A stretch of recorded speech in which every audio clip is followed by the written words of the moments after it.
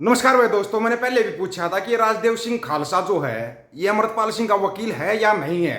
तो बहुत से लोगों ने बोला था कि ये अमृतपाल का वकील नहीं है। ये किसी ने देखा भी नहीं अभी तक, कहीं पे पैरवी करता हुआ या कुछ भी करता हुआ कहीं किसी ने नहीं देखा। फिर ये अपने आप को बोल रहा है कि नहीं, मैं अमृतपाल सिंह का वकील हूँ, वकील हूँ, वकील हूँ।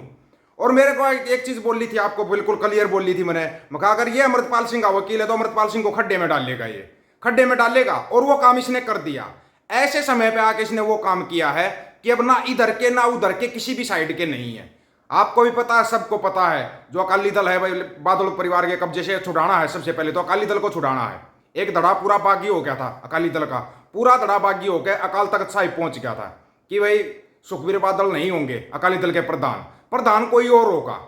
इस बात के ऊपर मंथन चलता रहा, कौन प्रधान होगा कौन नहीं प्रधान होगा, इसके ऊपर मंथन चलता रहा। तो लोगों ने भी बोल दिया, सभी ने बोल दिया ठीक है, अकाली दल का प्रधान सरबजीत सिंह खालसा या अमृतपाल सिंह में से एक को बना देंगे, एक को बनाएंगे। तो सरबजीत सिंह खालसा ने भी मुहिम छेड़ दी, वो भी लगातार संपर्क करते रहे, जनसंपर्क अभियान चलाया, अपना सब कुछ चलाया, लोगों से मिलने लगे।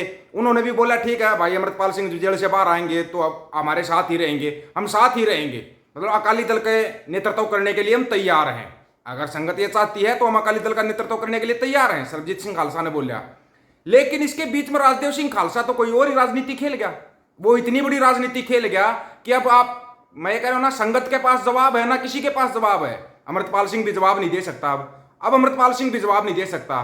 और जबकि जो बागी धड़ा था, बागी धड़ा चाहता था कि गुरप्रताप सिंह बडाला को सामने ले आया जाए, उनको इस कमान सौंपी जाए अकाली दल की, अकाली दल की कमान मिल जाएगी। ये पता था। फिर एसजीपीसी का सब चीजों का एक तरह से सुधार सा होता आएगा, क्योंकि आज तक बादलों का कब्जा रहा है, सबको पता है अकाली दलों का के ऊपर कब्जा बादलों का।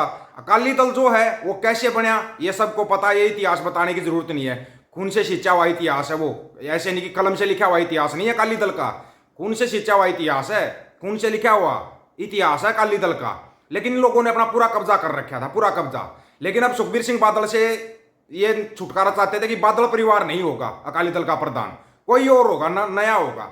तो नए के उसमें चर्चा आई, भाई ठीक है इन दो में से एक को बना लेते हैं, या तो जेल से बाहर आता अमृतपाल सिंह खालसा को बनाएंगे, नहीं तो सरबजीत सिंह खालसा को बना लेते हैं। लेकिन ये कुछ और ही चल रहा है। आपका राजदेव सिंह खालसा जो है ये भी वहां पे मौजूद होगा, स्टेज पे चढ़ गए, बोला नहीं नहीं जसवीर सिंह रोड्डे होंगे, अकाली दल के प्रधान जसवीर सिंह रोड्डे को बनाया जाए। जैसे ही जसवीर सिंह रोड्डे का नाम आया तो सबको सब पता था कौन बोलेगा इससे आगे, कोई नहीं बोलेगा। जसवीर सिंह रोड्डे कौन है? संजय लाल सिंह भडावड़ा खालसा के भतीजे, उनके भतीजे हैं। उसके सामने कोई बोलने वाला नहीं था। ये नाम अचानक से आते ही अब ना सरबजीत सिंह खालसा का नाम आगे, ना अमृतपाल सिंह का नाम आगे, उसका नाम आगे कर दिया गया। अब जैसे ही उनका नाम आगे आया तो भाई पूछना तो चाहिए, भाई कैसे आपने जसवीर सिंह रोड्डे का, अभी तक कहीं पे नाम नहीं था, आपने जसवीर सिंह रोड्डे का नाम क्यों ले दिया? ये बंदा खेल कौन सा रहा है, कौन सा खेल खेल रहा है बंदा? कोई समझ में आ रहा है पंजाब के लोगों को या नहीं समझ में आ रहा? ये मतलब कि एकदम से अचानक से कोई भी बयान दे देता है। जैसे इसने बयान दिया था अमृतपाल सिंह चुनाव लड़ेगा, मेरी बात होगी, इसके अमृतपाल से बात होगी। ये जिस तरफ लेके जाना चाह रहा होगा, हो सकता है अमृतपाल सिंह उस तरफ ना गया हो। सबको पता है ये बंदा किसका है, बंदा किसका है बताने की जरूरत तो नहीं होगी ना कि भाई राजदेव सिंह खालसा कहां से आया हुआ बंदा है। अब इसने जसवीर सिंह रोड्डे का नाम आगे कर दिया। वो संजय लाल सिंह भिंडरावाला खालसा के भतीजे हैं, उनका कोई विरोध नहीं करेगा। ये भी कन्फर्म विरोध करेंगे तो पंथक में पता नहीं कितने धड़े हो जाएंगे, धड़ों में बट जाएगा पंथ, कई धड़ों में बट जाएगा। ये बंदा बड़े दिमाग से खेल रहा है, ये उस सातिर दिमाग से खेल रहा है जिस दिमाग से आज तक कोई नहीं खेला।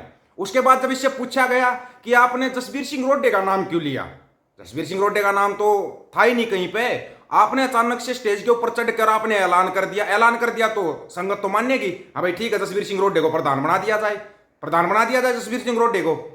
बंदा यहां पर भी राजनीति खेल रहा है। जब इससे पूछा जा रहा है, बंदे की राजनीति एक अलग लेवल की राजनीति है, सुनो थोड़ा। देखो जी, प्रधानगी ਜਿਹੜੀ ਹੈਗੀ ਹੈ, ਜਿਹੜਾ ਅਕਾਲੀ ਦਲ ਪੁਨਰ ਸਰਜੀਤ ਹੋ ਰਿਹਾ ਹੈ, ਅਸਲ ਸ਼੍ਰੋਮਣੀ ਅਕਾਲੀ ਦਲ ਜਿਹੜਾ 1920 ਵਿੱਚ ਬਣਿਆ ਸੀ, ਉਸ ਦਾ ਰੂਪ, ਉਸ ਦੀ ਜਿਹੜੀ ਹੈ ਅਗਵਾਈ ਇੱਕ ਅਜਿਹੇ ਪਰਿਵਾਰ ਨਾਲ, ਇੱਕ ਅਜਿਹੇ ਸ਼ਖਸ ਨੂੰ, ਸ਼ਖਸੀਅਤ ਨੂੰ ਮਿਲਣੀ ਚਾਹੀਦੀ ਹੈ ਜਿਹਦਾ ਪਿਛੋਕੜ ਤੇ ਇਤਿਹਾਸ ਐਸਾ ਹੋਵੇ ਜਿਹੜਾ ਸਿੱਖ ਪੰਥ ਦੇ ਲਈ ਜਿਹੜਾ ਹੈ ਅਮਰ ਇਤਿਹਾਸ ਹੋਵੇ। ਤੇ ਉਹ ਜਿਹੜਾ ਹੈ ਸੰਤ ਜਰਨੈਲ ਸਿੰਘ ਭਿੰਡਰਾਂਵਾਲੇ ਇੱਕ ਮਹਾਨ ਸ਼ਖਸੀਅਤ ਸੀ ਜੇ। ਉਹਨਾਂ ਨੇ ਉਹ ਅਮਰ ਸ਼ਹੀਦ ਨੇ ਤੇ ਬੜੀ ਵੱਡੀ ਕੁਰਬਾਨੀ ਉਹਨਾਂ ਨੇ ਕੌਮ ਲਈ ਕੀਤੀ। ਤੇ ਫਿਰ ਭਾਈ ਜਸਵੀਰ ਸਿੰਘ ਰੋਡੇ ਦੇ ਪਿਤਾ ਜਗੀਰ ਸਿੰਘ, ਉਹਨਾਂ ਨੇ ਬੜੀ ਵੱਡੀ ਸ਼ਹਾਦਤ ਦਿੱਤੀ ਸੀ ਯੁੱਧ ਦੇ ਮੈਦਾਨ 'ਚ। ਤੇ ਉਹਨਾਂ ਦੇ ਜਿਹੜੇ ਭਾਈ ਸੀ ਸਵਰਨ ਸਿੰਘ, ਉਹਨਾਂ ਨੇ ਅਕਾਲ ਤਖਤ ਦੀ ਰੱਖਿਆ ਕਰਦੇ ਹੋਏ ਸੰਤ ਜਰਨੈਲ ਸਿੰਘ ਭਿੰਡਰਾਂਵਾਲੇ ਦੇ ਨਾਲ ਉੱਥੇ ਸ਼ਹਾਦਤ ਦਿੱਤੀ ਸੀ। ਤੇ ਉਹਨਾਂ ਦੇ ਦੂਸਰੇ ਭਾਈ ਲਖਵੀਰ ਸਿੰਘ ਰੋਡੇ ਜਿਹੜੇ ਆ, ਉਹ ਹੁਣੇ ਪਾਕਿਸਤਾਨ ਦੇ ਵਿੱਚ ਉਹਨਾਂ ਨੇ ਅੰਤਮ ਸਾਹ ਲਏ ਨੇ। ਤੇ ਉਹਨਾਂ ਨੇ ਜਲਾਵਤਨੀ ਵੀ ਕੱਟੀ ਹੈ ਤੇ ਬੜੀ ਵੱਡੀ ਉਹਨਾਂ ਨੇ ਸੰਘਰਸ਼ ਜਿਹੜਾ ਹੈਗਾ ਉਹ ਖਾਲਸਾ ਪੰਥ ਦੇ ਲਈ ਲੜਿਆ। ਤੇ ਖੁਦ ਉਹ ਅਕਾਲ ਤਖਤ ਸਾਹਿਬ ਦੇ ਜਥੇਦਾਰ ਰਹੇ ਨੇ। ਉਹਨਾਂ ਨੂੰ ਥਾਈਲੈਂਡ ਦੇ ਵਿੱਚ ਜਿਹੜਾ ਸੀ ਗ੍ਰਿਫਤਾਰ ਕੀਤਾ ਗਿਆ ਸੀ ਤੇ ਗ੍ਰਿਫਤਾਰ ਕਰਕੇ ਉਹਨਾਂ ਨੂੰ ਫਿਰ ਦਿੱਲੀ ਲਿਆਂਦਾ ਗਿਆ ਸੀ ਤੇ ਤਿਹਾੜ ਜੇਲ੍ਹ ਦੇ ਵਿੱਚ ਉਹਨਾਂ ਨੇ ਲੰਬੀ ਜੇਲ੍ਹ ਯਾਤਰਾ ਵੀ ਕੀਤੀ ਹੈ ਤੇ ਬੜੇ ਸੰਘਰਸ਼ਮਈ ਇਤਿਹਾਸ ਦੇ ਉਹ ਹਿੱਸੇ ਨੇ। ਤੇ ਉਸ ਤੋਂ ਇਲਾਵਾ ਉਹਨਾਂ ਦਾ ਜਿਹੜਾ ਹੈ ਉਹ ਚਿੰਤਕ ਵੀ ਨੇ ਪੰਥ ਤੇ, ਬੜਾ ਧਿਆਨ ਹੈ ਤੇ ਉਹਨਾਂ ਨੂੰ ਸਾਰੀ ਬਾਣੀ ਦਾ ਤੇ ਗੁਰੂ ਗ੍ਰੰਥ ਸਾਹਿਬ ਦਾ ਤੇ ਹੋਰ ਸਾਰੇ ਜਿਹੜੇ ਨੇ ਗ੍ਰੰਥ ਉਹਨਾਂ ਦਾ ਬਹੁਤ ਚੰਗੀ ਤਰ੍ਹਾਂ ਧਿਆਨ ਕੀਤਾ ਹੋਇਆ ਤੇ ਚੰਗੇ ਬੁਲਾਰੇ ਨੇ। ਤੇ ਬੁਲਾਰੇ ਦੇ ਤੌਰ ਤੇ ਉਹ ਸਿੱਖੀ ਦੇ ਫਲਸਫੇ ਤੇ ਸਿੱਖੀ ਇਤਿਹਾਸ ਤੇ ਵਧੀਆ ਚਾਨਣਾ ਪਾਉਂਦੇ ਨੇ। एक चीज बताओ आप, सरबजीत सिंह खालसा के पिता की कोई कुर्बानी नहीं थी क्या? उनके पिताजी की कोई कुर्बानी नहीं थी क्या कौम के लिए? अगर आप कह रहे हो कि ऐसे परिवार को मिलना चाहिए जिसका कि एक इतिहास हो, सरबजीत सिंह खालसा के भाई बहन सिंह का कोई इतिहास नहीं है क्या? कोई इतिहास नहीं है उनका। मतलब के पंथ को भी इस तरीके से बांटा जाएगा, ये इस बात को याद रखना। आज आपको जो बताया जा रहा है इस तरीके से बांटा जाएगा कि आपकी समझ में नहीं आएगा। शहीदों के परिवार के नाम पर अब ये राजनीति खेली जाएगी। अभी तक पंजाब को तोड़ने की हर संभव कोशिश की गई थी, लेकिन पंथ एकजुट हो जाता था। अब पंथ को एकजुट नहीं होने दिया जाएगा, इस चीज़ की आप गारंटी ले लेना। पंथ को एकजुट नहीं होने देंगे। पता नहीं कितने राजदेव सिंह खालसा आपके बीच में बिठा दिए गए हैं, कितने राजदेव सिंह खालसा आप लोगों के बीच में बिठा रखे हैं। आप एक ढूंढोगे 1000 मिलेंगे, आप 1000 ढूंढोगे तो लाखों मिलेंगे, लाखों। इतने पंजाब में सिख नहीं है जितने नकली सिख बना के बैठा दिए, जितने नकली सिख आपके अंदर बैठा दिए हैं, बहुत ज़्यादा बैठा चुके हैं। अब आप लोगों का बचना, अगर कोई कमेंट करके ये कहता हो भाई सिक्खी को मिटाना इतना आसान नहीं है, तो वो आपकी गलतफहमी है। वो समय दूसरा था, हालात दूसरे थे, आपको ये समझना पड़ेगा। जब इन लोगों ने गुरुओं तक नहीं छोड़ा, गुरुओं तक को धोखा दे दिया, तो आप लोग क्या गुरुओं से भी बड़े ज्ञानी हो क्या? दशमेश पिता गुरु गोविंद सिंह महाराज से बड़ा कोई ज्ञानी है? उनसे बड़ा योद्धा है? उनसे बड़ा कवि है? उनसे बड़ा दूरदर्शी है कोई उनसे बड़ा जो आगे तक की सोच सकता हो कि क्या होने वाला है? नहीं है कोई उनसे बड़ा। तो आप लोगों को ऐसी मोड़ पे ले जाके छोड़ा जाएगा, ना इधर के ना उधर के, आप किसी तरफ नहीं जा सकोगे। अब आप जाओ किस तरफ जाओगे? आप जसवीर सिंह रोडे की तरफ जाओगे या अमृतपाल सिंह की तरफ जाओगे, सरबजीत सिंह खालसा की तरफ जाओगे? किस तरफ जाओगे आप लोगों को ही उलझा दिया गया है किसी के पास इन सवालों के जवाब? कोई दे सकता है इन सवालों के जवाब?